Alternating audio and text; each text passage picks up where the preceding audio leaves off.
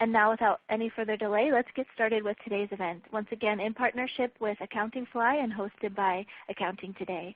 I would now like to turn it over to your moderator, Dan Hood. Aaron, thanks very much, and welcome all to today's webinar. As you may realize, it's part of our Advance 15 Career Fair. It's going to start immediately after the webinar, bringing firms and job candidates together in a virtual platform that's got a lot of great bells and whistles and really makes it easier to interact with both firms and candidates from across the country. I'm Dan Hood. I'm the Editor-in-Chief of Accounting Today. We're partnering with Accounting Fly to bring you both this webinar and the Advance 15 Career Fair. But far more important than me are the three panelists we brought together to discuss how next-generation firms can gather great talent.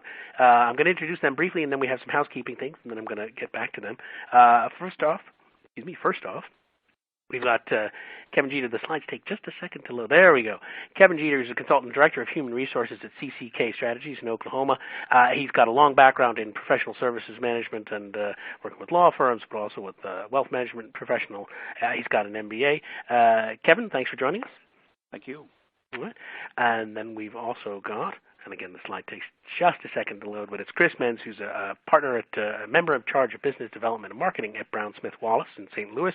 A long history with Brown Smith Wallace, which is a great firm. They're one of our best firms to work for. And a long history in the profession. He started, I think, a big firm, yeah, KPMG. There it is. I'm just making sure in my notes here. Chris, thanks for joining us.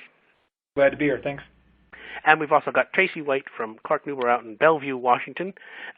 She's Senior Director of Human Resources there and pretty much established their HR department. Is that right? Correct. All right.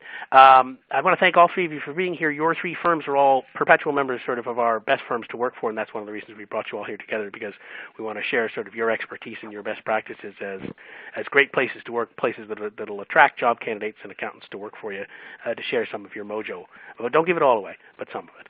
Before I turn it over to you guys, though, before we get deep into that discussion, we have a couple of housekeeping things. We're happy to be able to offer CPE for this session, but there are a couple of rules you need to follow to make sure that you qualify for credit. First off, you have to be in attendance for at least 50 minutes. Accounting Today is not responsible for late arrivals or connections issues. There will also be some polling questions that you need to answer periodically throughout the session. We'll start with one right away so you'll see how it works. You have to answer all of them, and you're going to need to make sure you click Submit to your answer registers with us, and I'll show you how that goes in just a second. Assuming you've both been there for 50 minutes and answered all the questions, give us 5 business days from today's session, and we'll send you an email from sourcemedia@webinarsearch.com. You might want to write that down if you get a chance. sourcemedia@webinarsearch.com. The email will include instructions on how you can download and print your CPE certificate. Please note, we'll only be sending certificates to people who stay for at least 50 minutes and answer all the polling questions. You can send any certificate questions, like, where is it? Why haven't you sent it to me? Or what do I do with it? To sourcemedia@webinarsearch.com. That, I think, covers all the CPE questions we have. Why don't we go ahead and start our first polling question just to give you a sense of how it works. And we're just asking you, what is the hiring environment like for your firm? Is it great? You have no problems filling open positions? Is it okay? You fill open positions, but it takes some time. Is it not so great? It takes you a little bit longer to fill open positions, or help. Go ahead and click the radio button. That's the little round button to the left of the answer that most closely corresponds. And then in the bottom right, you'll see a big black bar that says Submit. You want to select your answer and then hit Submit, and that way you'll get both your answer registered, and we'll be able to see them all collectively in just a minute. But it'll also give us an idea of it'll also get you registered for credit. I think I mentioned that we'll be taking some questions at the end of the session. As we go throughout any point in the session in the Q&A panel, you can submit your questions, and we'll try to get to as many of them as we can, since we're going to be asking you questions throughout the panel. It's only fair if we answer some of yours at the end. And I think we also mentioned that we won't be sending out the slides. You'll see the slides from this are pretty much just the questions we're going to be asking our panelists. It's the discussion that really matters. But you will get a link to that, to the archive version of this webinar, which will include all the conversation and all the information that we'll be sharing with you, so you'll get a chance to review it at your leisure when it's in a couple of days, once we've got the archive version all set up. Go ahead and make sure, if you haven't selected one of those answers, hit the radio button and then hit Submit. Get your answer in, because we're going to close the polls in just a minute, or actually less than a minute, a couple of seconds. I know some people, on occasion, we have some issues where the slides may not advance. If they don't, you want to go ahead and try refreshing, because it may mean that your connection isn't refreshing properly. Why don't you, if you haven't submitted your answer, please go ahead and hit the radio button and hit submit, because we're going to close in about 5, 4, 3, 2, 1. There we go, and hit submit. And we'll get the answers. And it looks like for most people, the hiring environment is okay. You're filling an open position, but it takes a little bit of time. And the next answer is about a quarter of you are saying it's not so great. It's taking a while to fill some positions. All right. Well, that gives us, we know that there's staffing is a perennial issue for accounting firms, and the people are fighting over talent and looking to attract great talent for succession planning, but also just to do the amount of work that they have to. It's a great time to be in accounting if you can find the staff to do the work. All right. On that note, I'm going to start introducing our panelists one by one. They're going to tell you a little bit about their firms, about themselves, about the firms and what they're like and what's going on there. Kevin, why don't we start with you? Tell us a little bit about what's going on at CCK and with you. Great. Thank you. First of all, let me say thank you very much for the invitation to participate in this program, and CCK is very honored to have been named one of the best accounting firms to work for. My background, I realized a while ago that when I sent the bio in, it was probably the bio that I used a little bit more on the consulting side of what I do for the firm. When I started back in 2001, we had 10 people here in the firm, and I had spent the previous 12 years managing a law firm of about 25 or 30 lawyers, and let me tell you, that's quite a different world than the accounting side of professional services. But I came to CCK to assist the firm, a growing firm, with some administrative functions as well as HR. But I kind of had to pay my own way as we went along, and so I spent a lot of time doing management, HR consulting outside of the firm. As well as sort of building the HR programs here with CCK.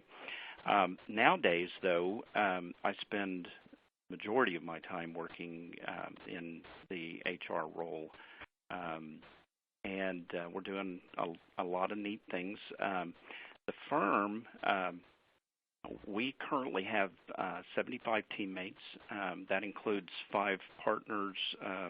We have 3 interns with us right now. Of course, they'll go away, after the summer, but we've got 3 folks confirmed, new hires confirmed for June. So we're going to stay at 75 right now, but our plans for hiring through the end of the year, we expect that we'll be about at 85 folks. We have doubled our size probably in the last 3 to 3.5 years. Our growth projection is just kind of going through the roof. In fact, we are moving our office location next month. We are literally on top of ourselves right now. We're on the 10th floor of a nice office building. We love it here, but there's just no room for us, and we're going to have to move. So I just kind of add probably that we are predominantly a tax firm. We are very diversified. We do a lot of international work. We do audit work. We do business valuation, et cetera. But the probably, I just rough number, 75% of our work is in the tax area. So, again, it's a pleasure to be here. I hope that I can add value to all of you today. All right, I'm sure you will. Thanks for that. Chris, do you want to tell us about yourself and a little bit about Brown Smith Wallace? You bet, Dan. Thanks for having me. I'm a salesman and a recruiter trapped in an accountant's body. I started my career, I was 10 years at Pete. I still can't say KPMG, but I was 10 years at Pete, and then was hired as a CFO for one of my clients. Either I realized I wasn't very good as a CFO, or I just realized that public accounting was in my blood. So I made my way back into public accounting. Joined Brown Smith Wallace in 2004. At that point in time, we had 95 people, and I would describe us as a nice firm, a nice local firm. Did nice audits. We knew where all the numbers were supposed to go on the tax return. Just pretty much a compliant shop. Right. And over the last 10 years, we've grown from 95 to about 235 people right now, all organic. And it's primarily through the hiring of luminaries, folks that have made it happen elsewhere and have brought them in and helped them and assisted them in building practices, practices that didn't exist here in 2004. And, my role is to, from a business development perspective, is to grow this firm. And I think we've done as a firm, and also to work with others within the firm and help them understand how to build their networks and build their skill set. Because the way I look at it is if I can do it, anybody can do it. It doesn't take a rocket scientist. And then probably 8 years ago, we decided to build out our recruiting base from an on-campus perspective and to start trying to grow within. And 235 people, still that local firm feel, but with global capabilities. We work with a pizza franchise, and we work with Express Scripts, which is a $100 billion company. So we kind of cover the spectrum. Excellent. All right. Tracy, you want to fill us in on what's going on with you and Clark Nuber? Sure. Well, I really started, I guess you could say, my career with public accounting, working for the Washington Society of CPAs, and I started out as their director of continuing professional education and then moved up into some various roles there. And while I was there, I really developed a true passion for human resources, and I knew that that was the direction I wanted to go, but I also wanted to leverage the relationships I had created with accountants, so I knew moving to a CPA firm was my best option for doing that. And so after spending about 16 years at the WSCPA, I ended up moving over to Clark Nuber, where I've been now for almost 14 years. And I have overall responsibilities for just all the people systems in the organization. And the one thing I think was probably one of the most important things I did at the start of coming on board with Clark Nuber was I had the opportunity to present about a month after I was hired to the partner group about, what did our systems look like, what were we missing, and that kind of stuff. And I also thought that was a good opportunity to really educate our partners on what is human resources and what are those key elements and what do you need to have to really truly take care of your people and to make sure that they are the first and foremost before everything else, because once you take care of them, everything else falls into place. And so I used that as a platform, and that really built the opportunity to experience a very supportive, from our partners for human resources and such. And so in addition to the whole people side, I also am lucky enough to have the facilities under me. But with that, we've gone through two major remodels in the last 10 years. The first one just finished up was started last year and recently finished up. But we took a different approach. We went with a lot more open space for our employees, some areas that are very conducive to groups and just, being able to sit down and have conversations. We went with stand-up desks, especially in our cubes and such, but even in our offices as well. Making sure that people have multiple monitors.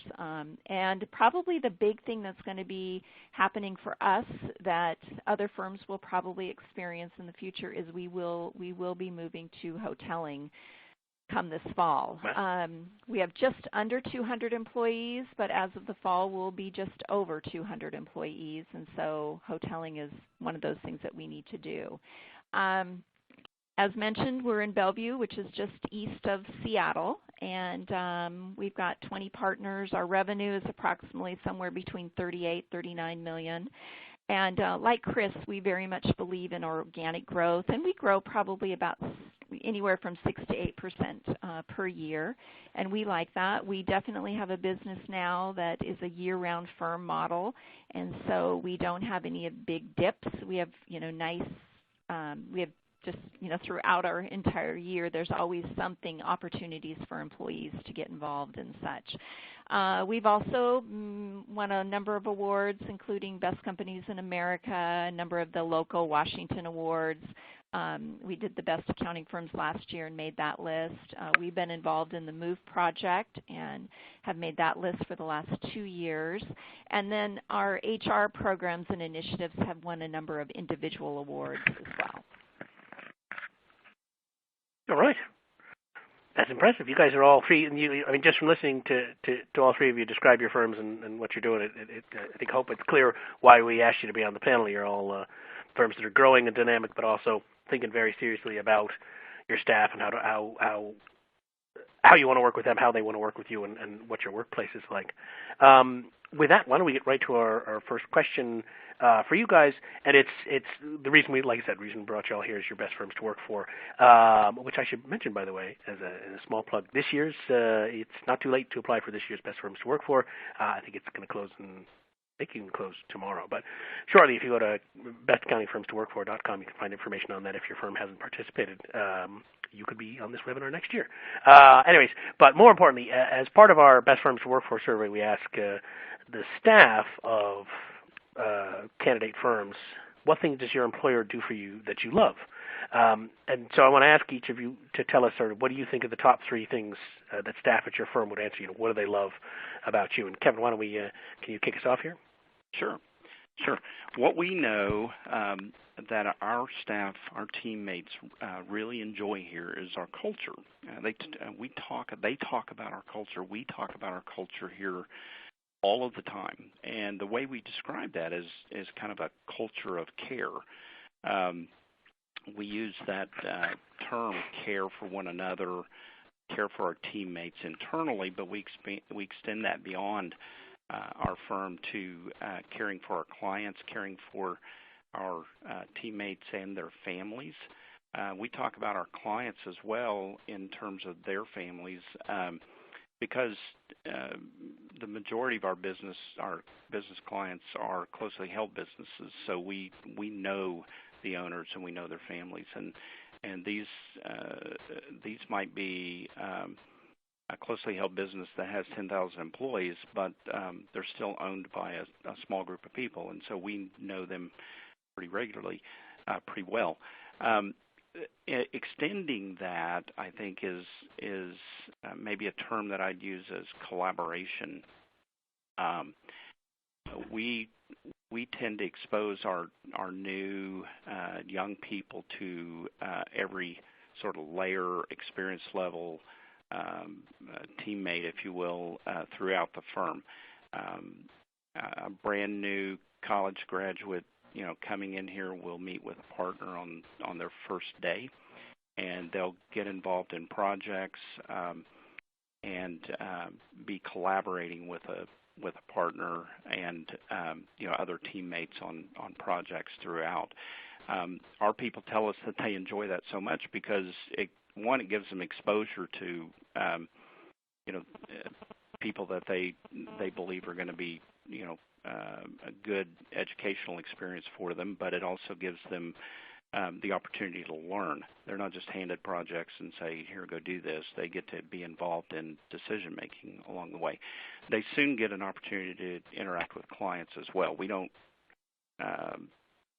don't restrict our client access to only the contacts or the partners, and so our people really enjoy that. They view all of this as making that the firm places value in them early in their careers and early in their experience with our firm. The other thing that they comment on all of the time is our work-life balance. We really put legs on that. Being a tax firm, we're still sort of directed by the deadlines that the IRS imposes, and so we have the big busy season in the spring and busy season in the fall, but we really truly limit the number of hours that people are working. We believe that that is showing care for our people. We're not wearing them out and using them up, and we also feel like that's caring for our clients because they're getting a little fresher look at things than in March we've got totally worn out people trying to do their work. We don't think we're giving a good product to our clients if we're doing that. We allow flexible schedules. People can, come to work later in the day, leave later, or vice versa. We allow a lot of remote access, so any kind of overtime work that people are having to do, they could do it from home. They got sick kids, they can be at home and with their kids and still able to do some work. So anyway, those are the things that our people talk about quite a bit here. Excellent. All right, Chris, what are your people talking about? What do they say they love best about the firm? What Kevin said. I think you're going to find there's some consistency here when you have firms that are recognized by other people as top firms to work for, whether it's through the Vault surveys or Accounting Today or some of your local rags. So, work-life balance is obviously critical. Flexible scheduling is critical. But the one thing about work-life balance that we try to communicate is work is the first word in work-life balance. So our folks are working hard, but we also like to play hard as well, where we are constantly and frequently having social events and activities. I'll be honest with you. Coming from the Big Eight, like I did in the 80s and the early 90s, that's what it was like in those firms back then. And it was very much a work hard and play hard and take care of your people, take care of your clients, have fun with each other. And that's the part of our culture that we continue to try to instill. We also spend an awful lot of time communicating with our folks, whether it's, I don't want to call it a State of the Union address, but, not too far from that. And with that, it builds trust with leadership. And I think there's a great deal of trust that our people have with the leadership of the firm, and we love to win. We're not going. It still upsets me that I don't win 100% of the time, and I'm still trying to figure out how to do that. But we like to win, and we like to celebrate those successes. And then lastly, I think this is the new generation we're dealing with, is that we do a lot from a charity perspective.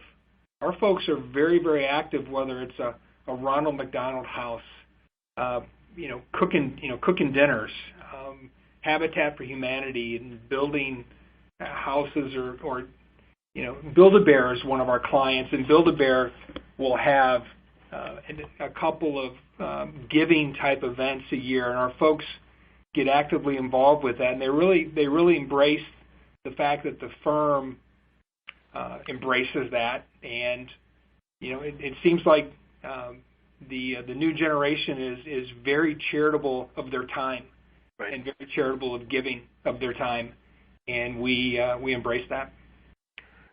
Excellent. It's interesting you talk about consistency across some of these issues.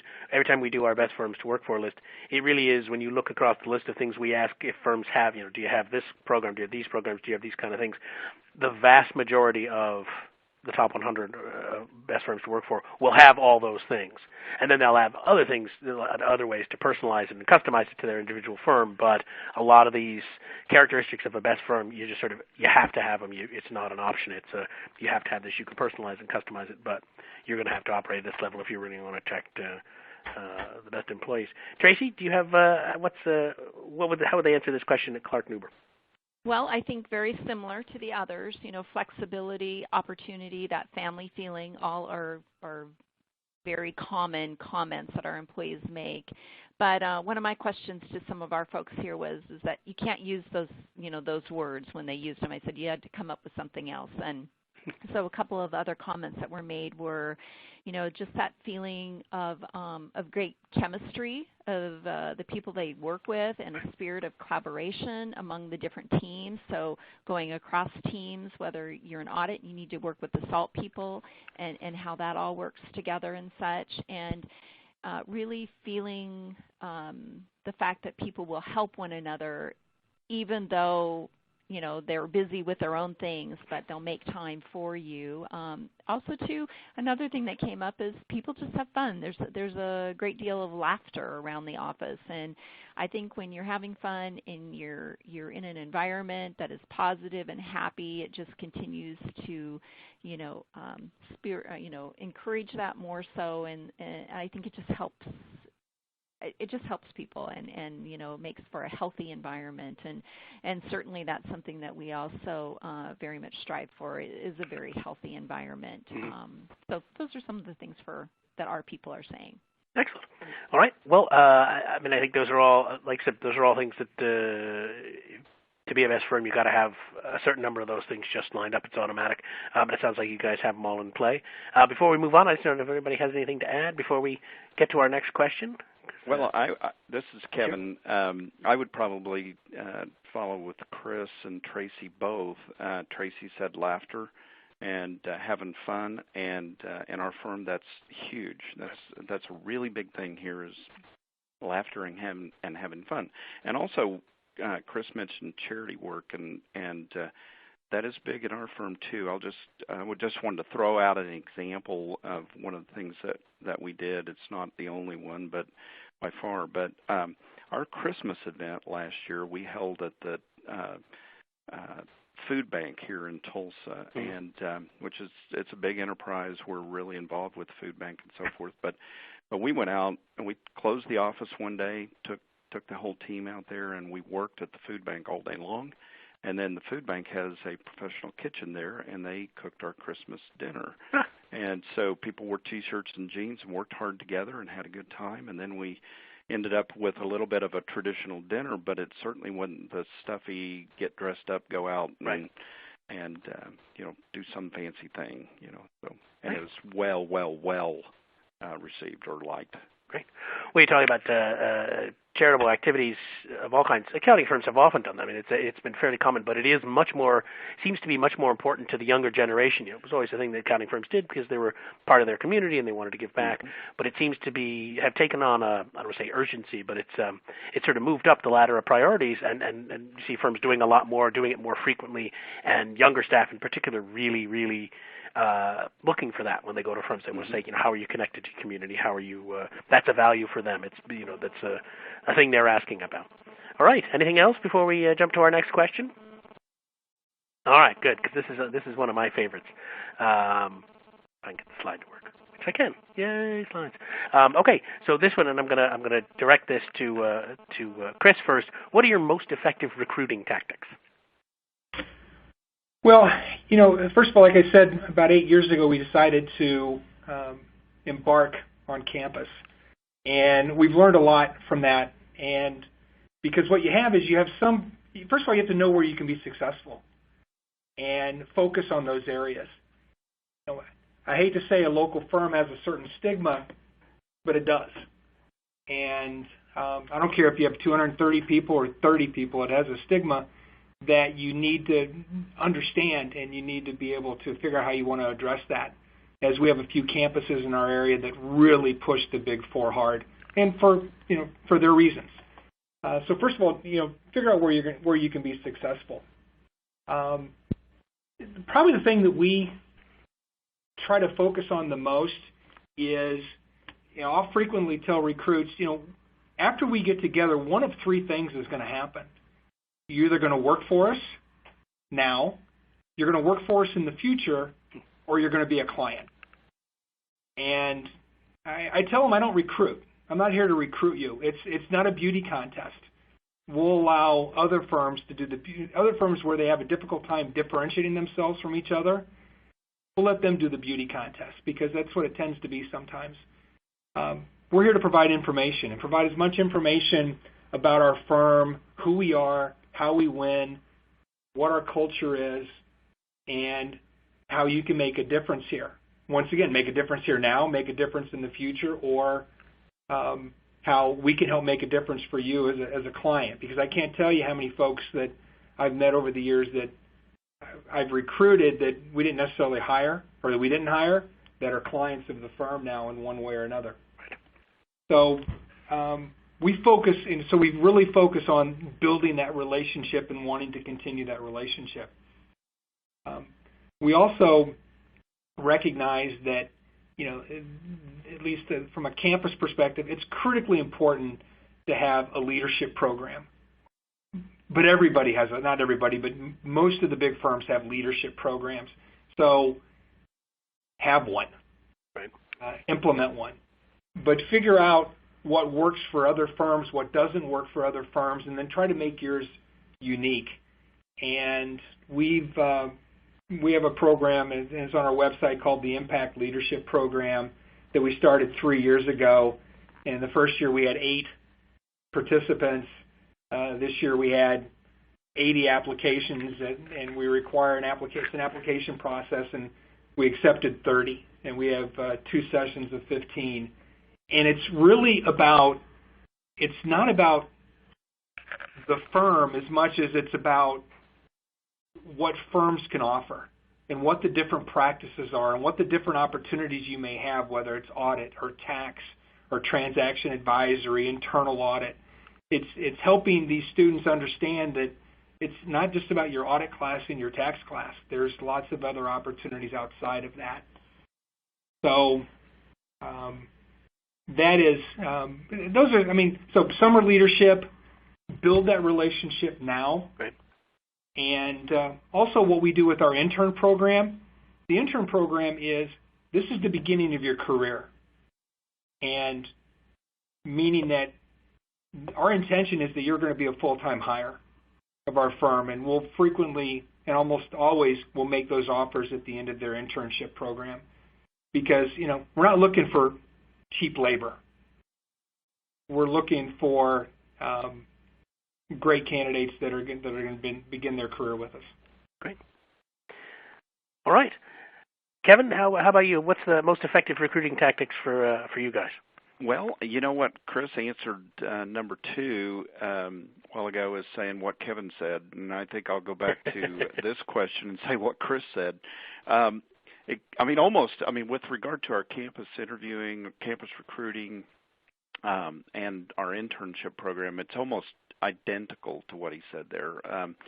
We have a number of schools in Oklahoma and the surrounding states that we focus on. We spend a lot of time working with not only the campus recruiting group there, but we get acquainted with the accounting professors as well. What we found, and I kind of jotted this down, for a later question, but what we find is that so many of the accounting professors are advising students not to go into public accounting, and that they should go to corporate because it's much better culture fit for them. It's I think the reputation is that traditionally the industry is just going to wear you out, and what we've been able to accomplish with our schools in the area is that the professors now say something more along the lines of, unless you can go to work for CCK, and then public accounting would be a great place to work. So, but I would put our campus recruiting as kind of number 2 for us. It is a place where we feel like it's a great long-term investment, and we need to be making that. And we do have an internship program that does result in direct hires and so forth. But our number 1 tactic is an internal employee referral program. We onboarded 14 people last year, and 2 of them came from outside recruiters, and 2 of them came from our internship program, and all the rest were from internal referrals. Wow.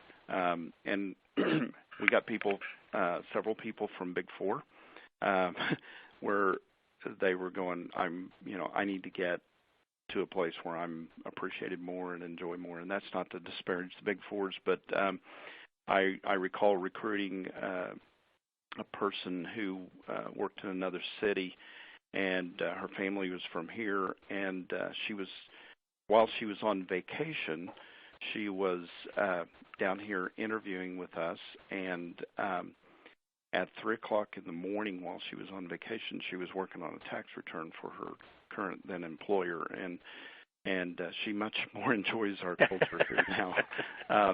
But we, in our employee referral program, we don't ask our current staff to evaluate skills. We want them to look for culture fits, and we really lead with culture fit here. And then as we're going through the interview process, we determine whether the skill set is there or not. And so we pay people.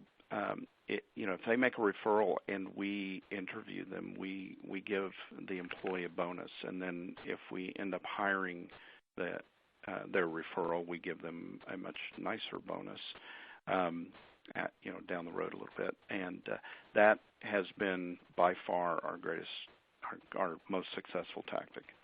All right. Mm-hmm. Tracy, what's working at Clark Nuber? Well, since we do believe in organic growth, college recruiting is very important to us, and so we certainly want to spend time and dollars with Beta Alpha Psi's on the 8 campuses that we go to.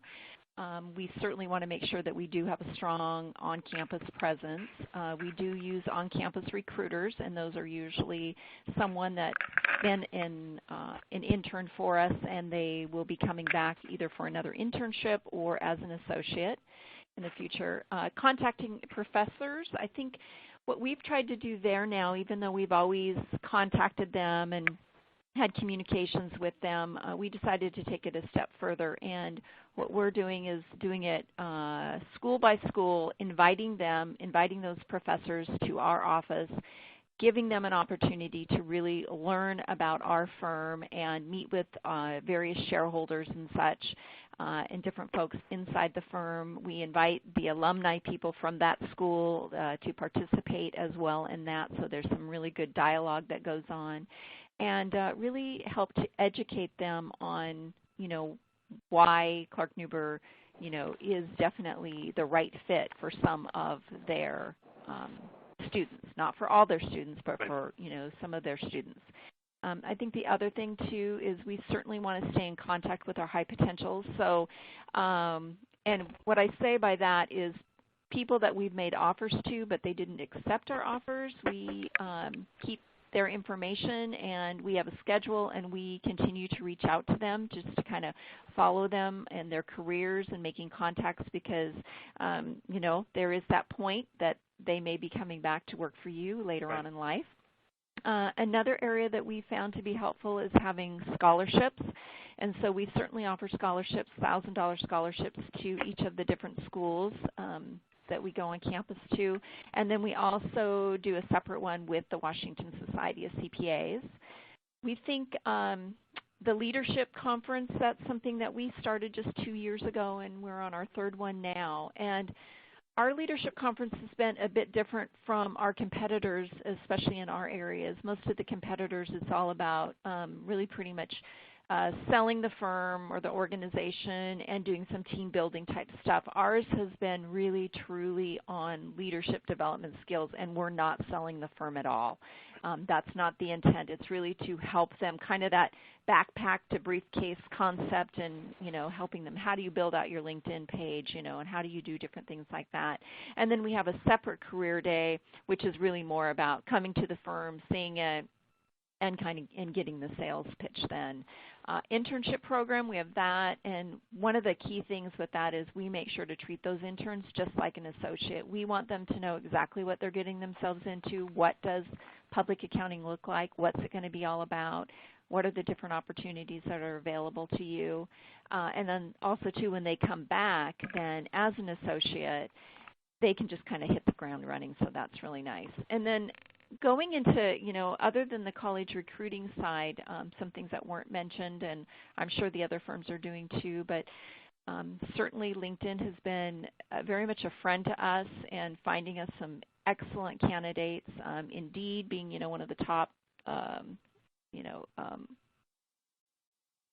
ones to use out there for applicant tracking and looking at different applicants and such. Of course, our website, participating in events like this. So when we have the opportunity, we want to take advantage of that. We do have a strong employee referral program. We are looking to change that up a bit, though, and not just give money, but look at trips and other things that could be, time away, time spent with your family that's paid for by the firm.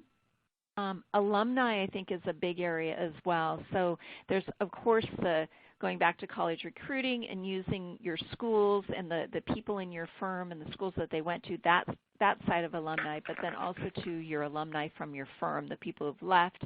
And so we do have a program just for them, and if they refer someone to us and we hire that person, we will make a donation to one of their favorite charities.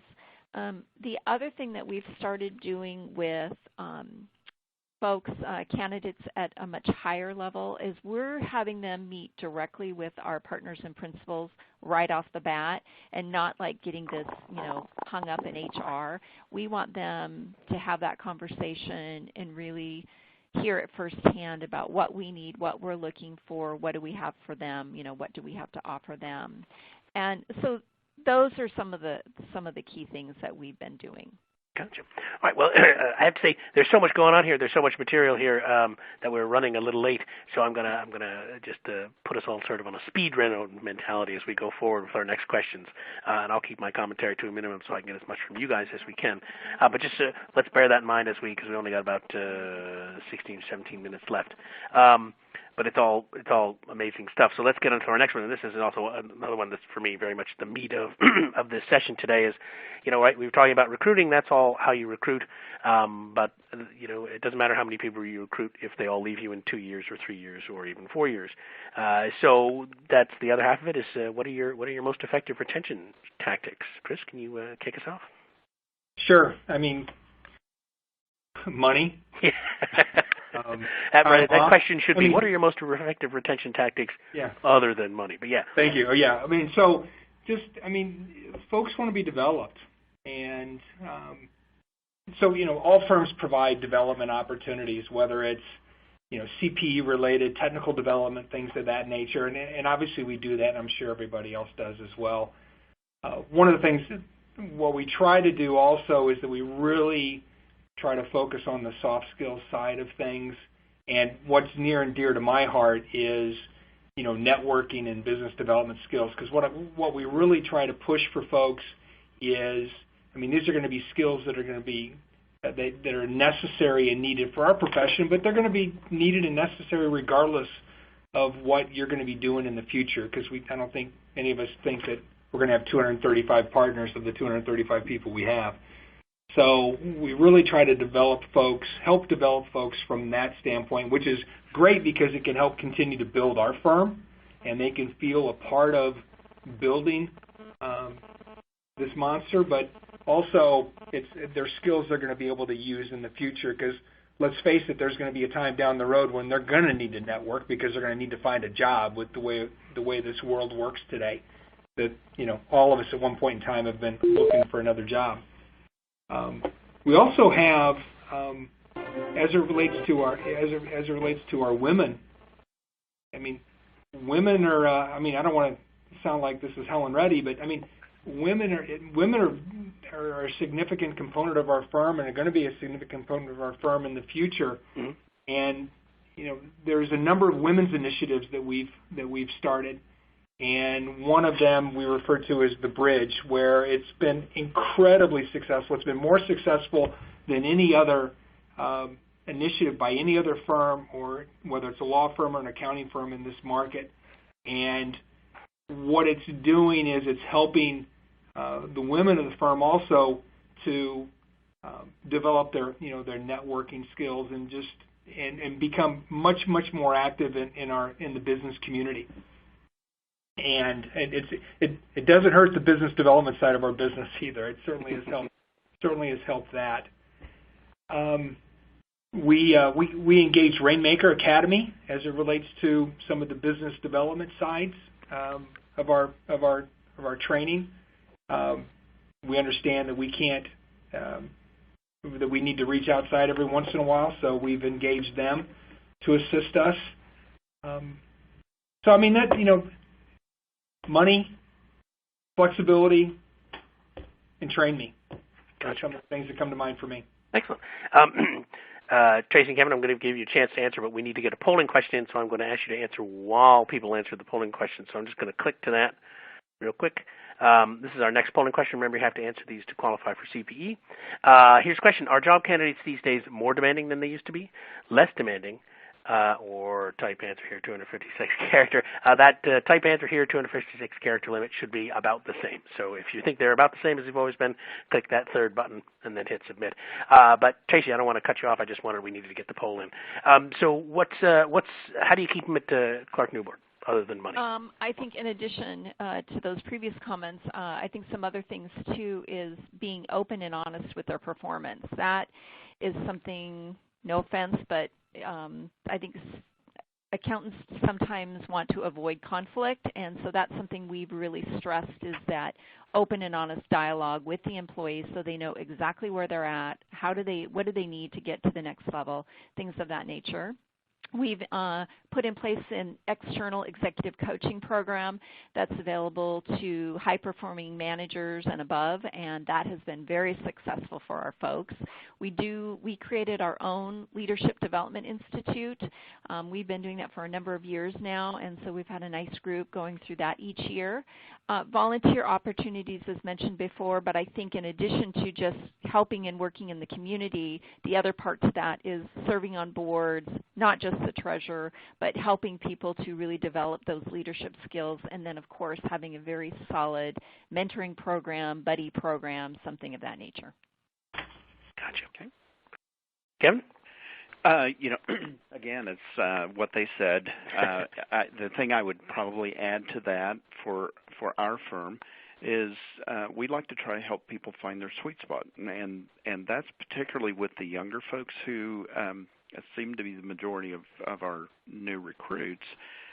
It's helping them find the kind of work that they want to do, and if they wanted to wind up being a business developer or a person who, a part of the team that has a lot of client contact, or someone who's a manager, or somebody who's basically, a technician, that's where they want to be.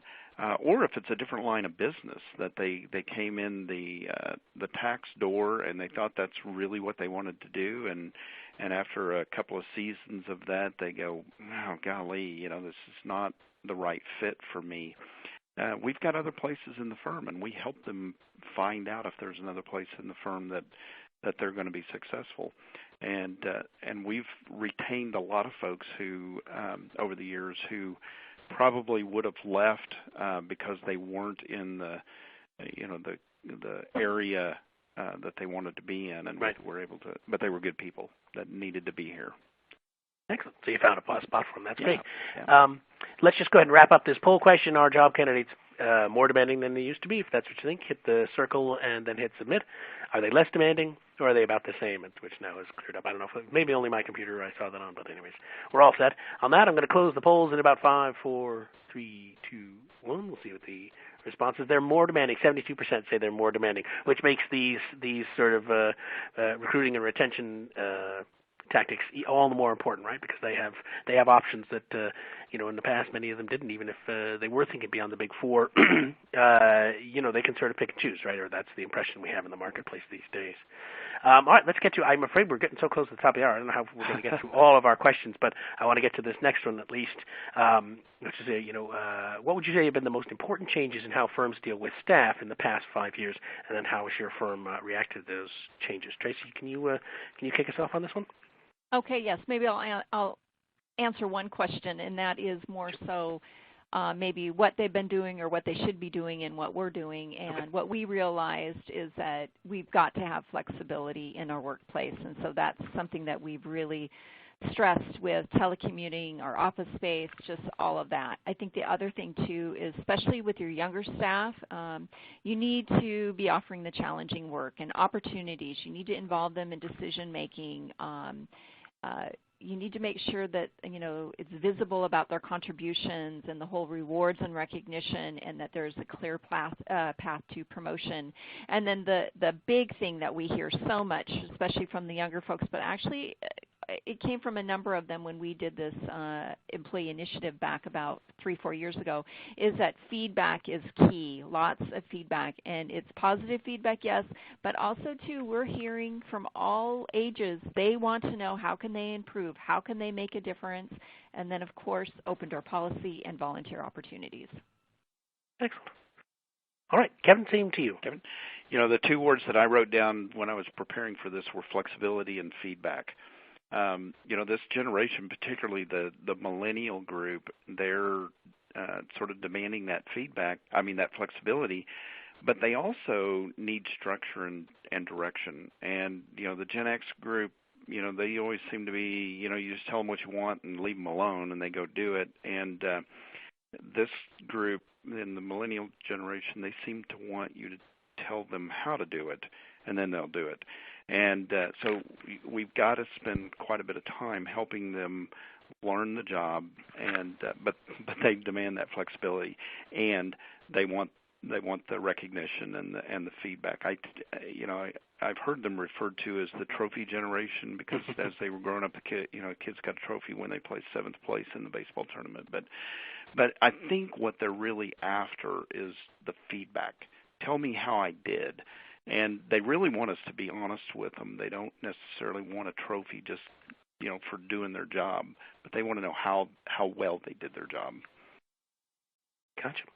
All right, Chris?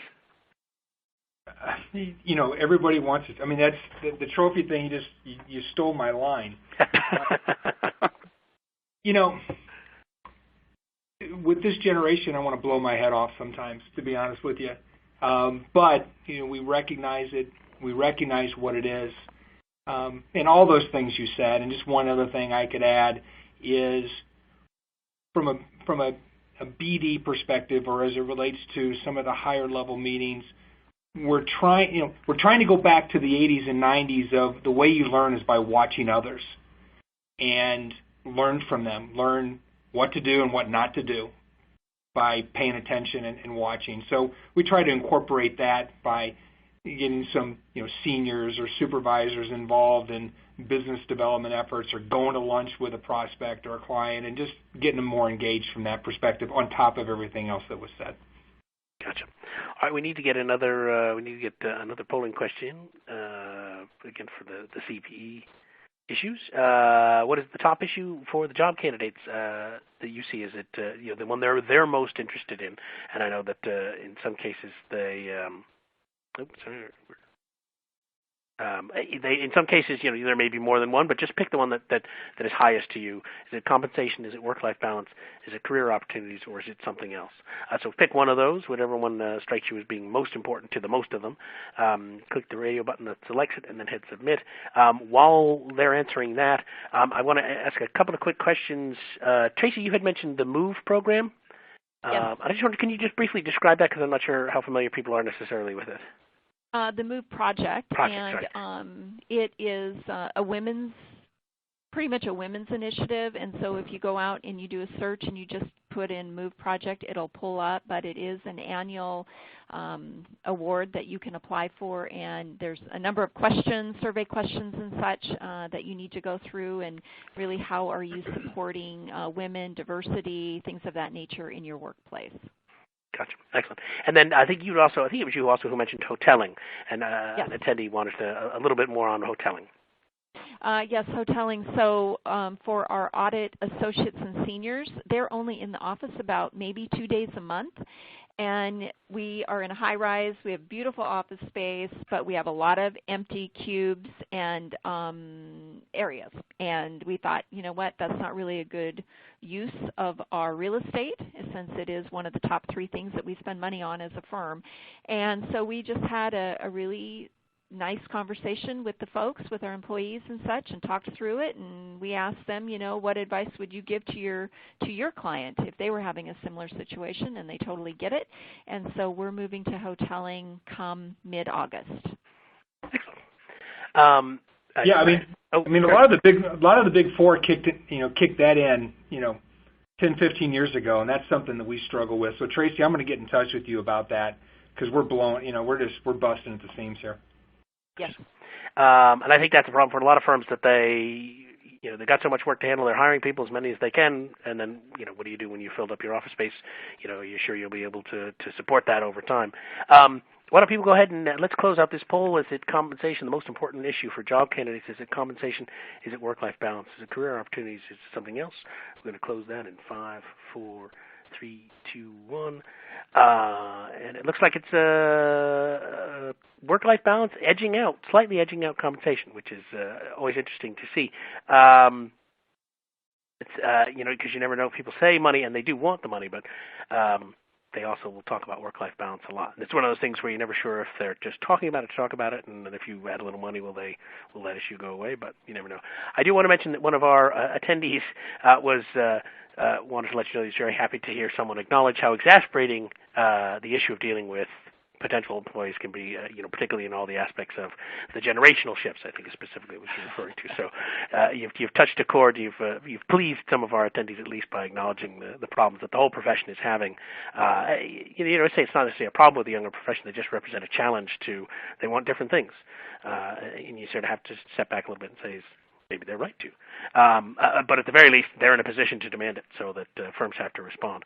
And with that in mind, we had a couple of extra questions. We're running a little bit late, so I just want to give everyone sort of 1 minute to answer our last question, if I can push it out there to the audience, which is sort of looking ahead, how do you think firms are going to have to change in the future to keep attracting and retaining staff? And like I said, we're a little bit over the hour. We're just going to go a couple minutes because we started a couple minutes late. But I just want to get this last question in. Kevin, can you start us off here? Yeah, I mean, I think we've just been touching on that. I think we have to recognize that there is a generational shift. I think the industry is recognizing that and is moving along in making that change. I think what we recognize and have for quite a while is that we have to have a culture of trust. We have to engage our people. I'm a boomer, and our generation, worked in environments early on where, it was an authoritarian environment, and that doesn't work these days. And we've got to make sure that we, aren't having remnants of that our current generation is going to have to encounter and endure, if you will. They're not going to go to work or stay at work in a place where they're not appreciated and not engaged and not developed and aren't treated as valuable. So I'll kind of leave it at that, I guess. But excellent. All right, Chris. Technology is going to be critical. I think it's important to stay current. Try to stay ahead to the extent you can. It used to be that IT people were all about toys and money, but I think that our entire workforce technology is incredibly critical. I'm surprised my wife hasn't bought the i7 phone yet. Secondly, if I can make a suggestion, every year we have to go through ethics training. I suggest, every firm that's on here, hire somebody to come in to talk to you about, the gender and generation training. What an eye-opening experience that was for me from a generation perspective. And it couldn't be any more right on, and it's absolutely critical as it relates to looking at your future hiring practices and the people you're going to bring into the firm and how you're going to train and work with them. Gotcha. All right, Tracy, you're going to get the last word on this because I think after this we're going to close up. But okay. Well, I kind of think firms have two choices. You can either make it a significant investment in your people with the long-term success of the organization and the individuals in mind, or you can be like, I think, unfortunately, there are many firms out there that value most that short-term, immediate profits. Gotcha. So it's a choice that the firms have to make, and if they want to be in them for the long haul, they've got to figure out they got to work with their staff more. That's right, and invest in them. Excellent. All right. Well, Kevin, Chris, and Tracy, I want to thank you so much for coming. There was a tremendous amount of information. You guys did just shared a lot, and I hope our audience got a lot out of it. I know I appreciate it. Thank you all for coming, and I want to thank all our attendees for joining us. We hope to see you at another webinar soon, and in the meantime, why not sign up for our Best Firms to Work For, and right now, head on over to the Advanced Career Summit. Thanks all. Thank you. Thank you. Thank you.